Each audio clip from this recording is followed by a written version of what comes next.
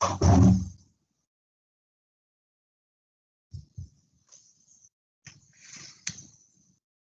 morning. Good morning. Good morning, sir.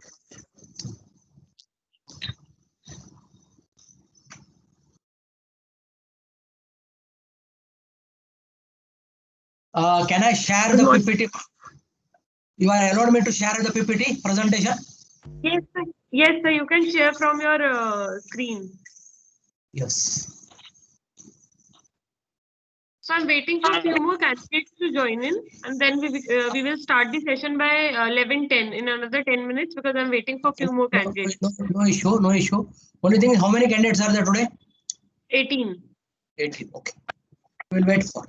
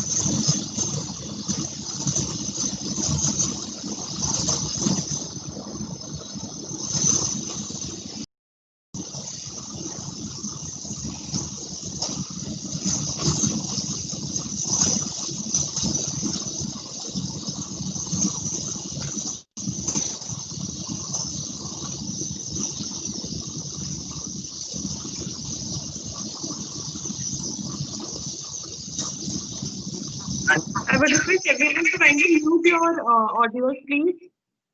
Yeah, better. Thank you.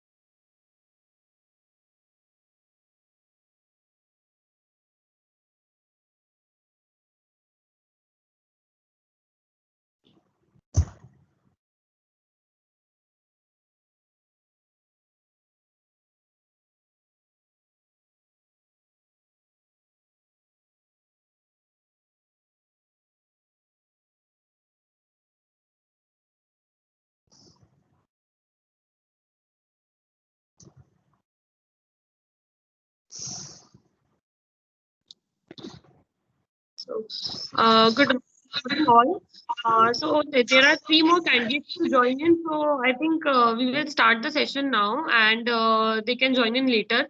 So once again, good morning to all of you. I am Ritika Khattar, and I have got this opportunity to moderate this training session today. On behalf of FICSI, I would welcome you all to this training on basic manufacturing and COVID precautions for food industry. This course is for 4 hours. 3 hours is for basic manufacturing and 1 hour for COVID guidelines. The training duration would include 2 tea breaks and 1 lunch. That would be separate.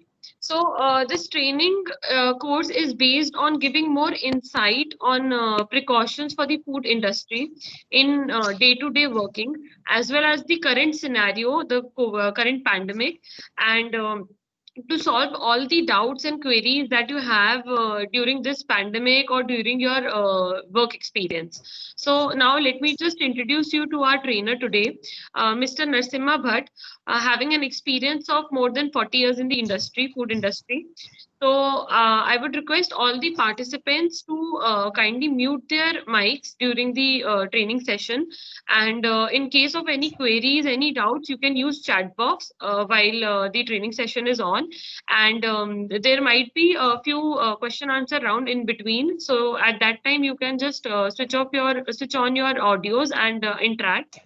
Any queries, any doubts you have during the session, those are most welcome. And let's make the session more interactive.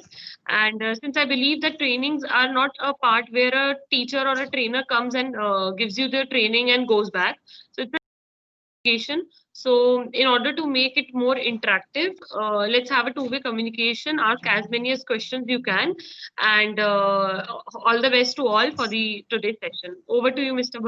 Bhatt. Good morning, all the participants. Today we have planned the training for you. That is a basic manufacturing.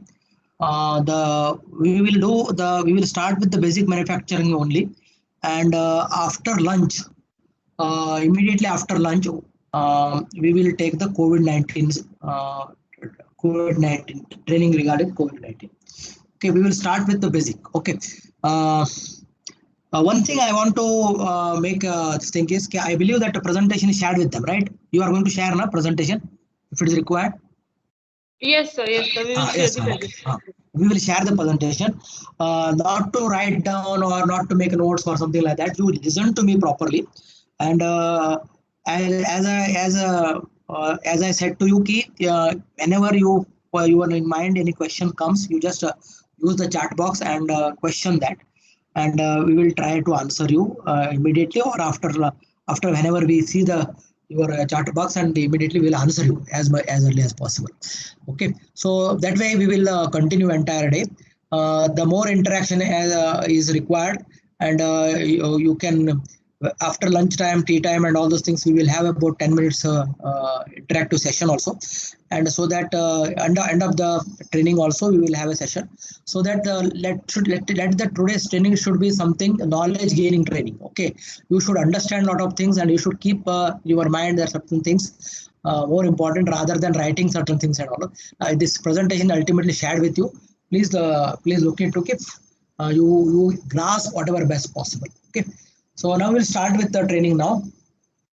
This basic training is more of a Schedule 4 requirement than a little about the food safety management system. Okay, so first we will go through the introduction part of it, the training. Then definitely we'll go to the Schedule 4 part of it. Then lastly we will go to FSMS.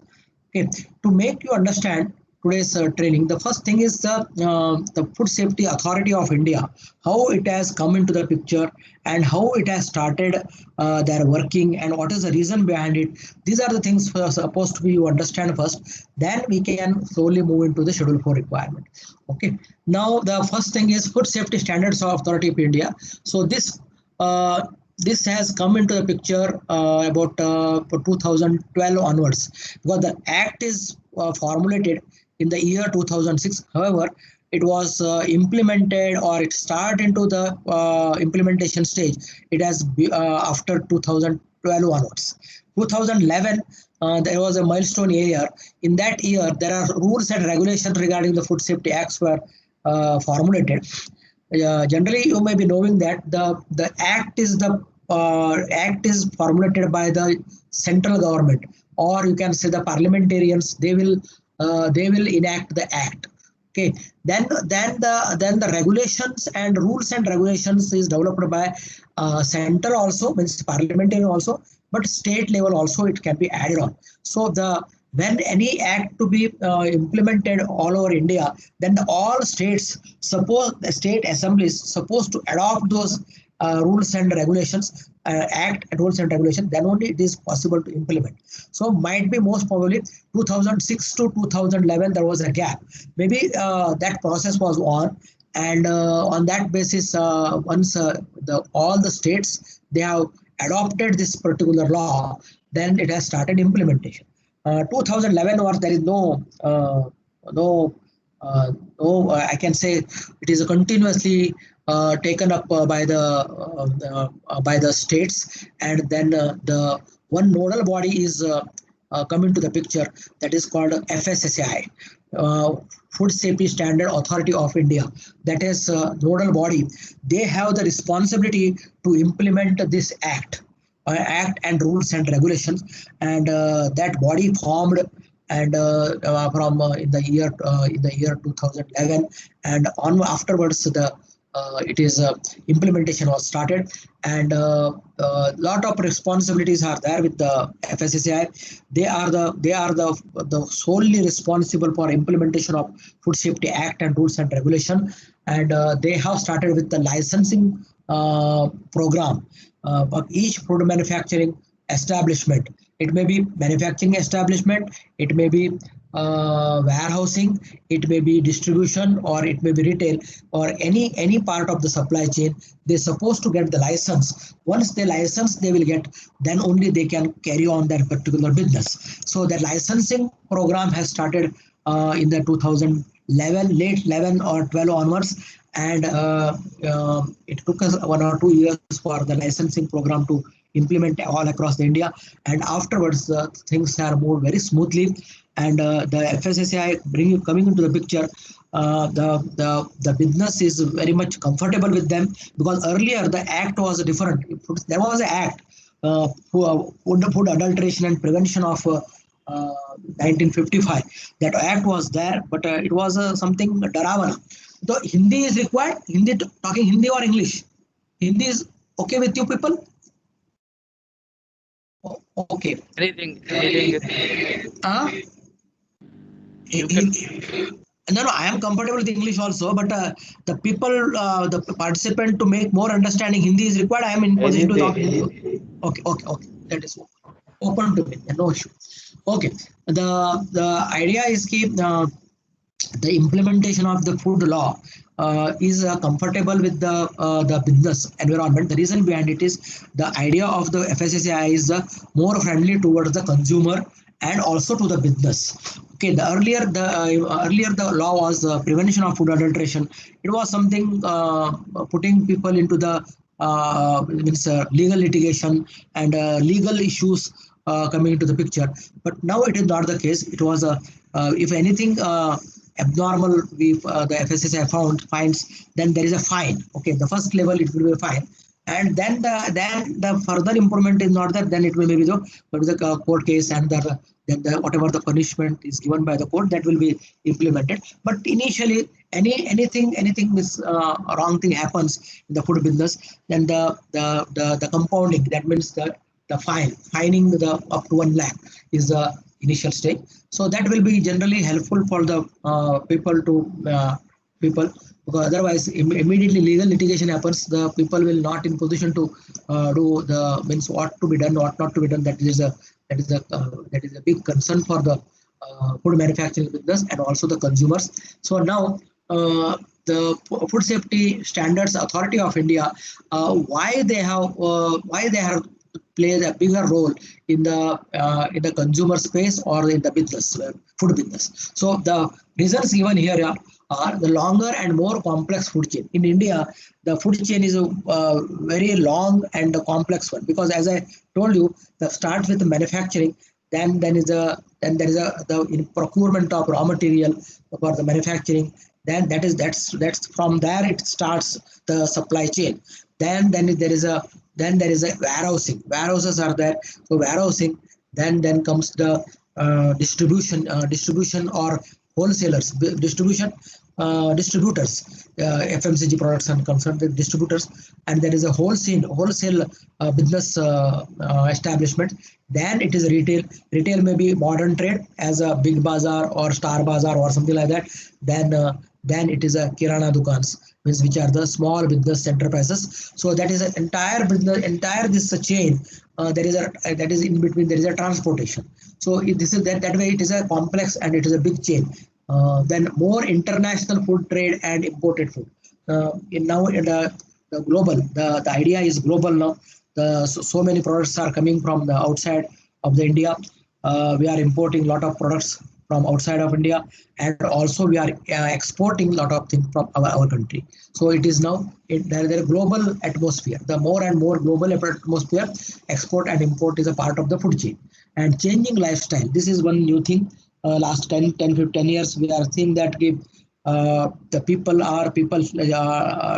eating habits are in the process of change.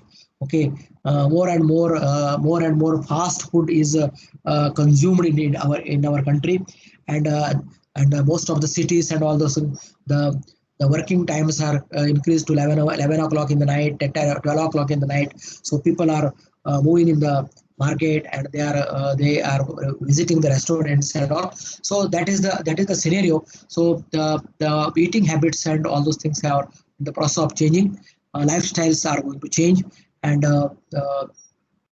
then mass catering establishment means there are so many catering establishments, and also there are so many attractions are there. Okay, this much is free, and this is the time you can come. This much the less price will be there. So like the establishments, food establishments are encouraging the consumer to come in and eat and go. So that sort of atmosphere is going on, and more eating outside homes, travel, change of role of women, very important, because the more and more ladies now and are working, and they are when they work up to 11 o'clock, in the evening up to 8 o'clock, 9 o'clock, and then they don't have go to home, and by that time they will hungry, they will visit the restaurants and food establishments, and so that sort of thing means now it is a working style has changed.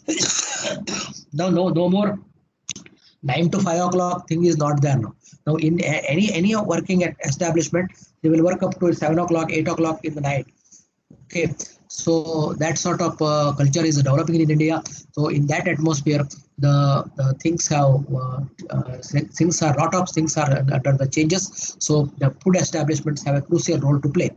But only now the problem is immediate problem is the last 4, 5 months, 6 months. You can say that COVID-19 has hampered entire business, and the more and more people are sitting in their home, they're working from home, and this little bit of changes are there in the entire atmosphere. But believe that this problem will get solved as early as possible, and we return back to the normal. Okay, change in the dietary habits, travel and migration. People understand also at the same time. More and more the fast food is consumed by the people. At the same time, people are aware of that which food is good, which food is supposed to be taken. Okay, the muesli and oats and all those and some certain novel foods and all people are ready to buy, and certain those manufacturing establishments are under the process, and in that angle things are in the movement. The very good movement is there in India, and things are changing, and it is for the better. And I believe that COVID-19 scenario will change and will return back to the earlier life, and things will move on. That is what I believe. Some people, some category of the people which are vulnerable to the food issues, food related issues. So just we have mentioned here, elderly people, they want very food which is more and more hygienic food, so that their immunity is compared to the young people is less. So elderly people, their immunity lesser immunity, and in that scenario they want the very clean, neat, hygienic food, and rich in protein, particularly. Immunocompromised individuals. Immunocompromised individuals means if anybody sick, particularly cancer or tuberculosis or any other diseases, if they are in their immune system is fighting with the disease, in that there is a compromise, immunocompromised system will be there. Those people also require the healthy food, and they don't want any they are little compromise in the immune system, so they require the hygiene food. Okay, pregnant woman, that is, you all know about it. They for 6 to 9 months the pregnancy time up to 9 months, they require very hygienic food and nutritious food. And in that category, that angle also, the provision of the food should be healthy food. We should make arrange that sort of things. And as I said you that more and more people are the working atmosphere, so also we have to adjust with the pregnant woman also. So in that point of view, that also restaurants and food establishments need to play a crucial role. Infants and young children, again. So when the growing children up to the age of 9, 10 and all, so they also require a lot of proteins and carbohydrates, which are beneficial to the young children. So more and more formulations about the infant food and all those things are coming into the picture, and those food also to be healthy, and they should be properly as per the FICSI guidelines, those to be properly manufactured and distributed across the food chain. On the undernourished individuals, this is one category, because India, the poverty is still there in the India, and in about 35 to the 25 to 20-25 to percent of the people below poverty line, and there is a lower middle class people. So those people are those people, there is a some nutrient deficiency is there in these people, it was observed. And for them also certain formulations are required, certain programs to be conducted by the government, and those programs also there is a control from the FSSI, and those programs to be under the vigilance of the FSSI, and in that scenario also food safety is very much required. So these are the category, vulnerable category we are discussing about. Now we just when we talk about food safety, uh, when we talk about food safety, about hazards. Okay, uh, hazards means certain problems into the food, and it may give rise to the health. It may give rise to the problem to the health of the people. So that is the definition in general. But when we talk about physical, chemical, biological, and allergen, we will discuss about that, because this slide is only just to mention about the physical hazards. What are the hazards possible? Uh, Spike in foodborne diseases and major reasons why the more and more uh, people are suffering from certain diseases, and which are basically comes from the foodborne diseases. Why? What is the reason for that? Increase in global trade means more and more food articles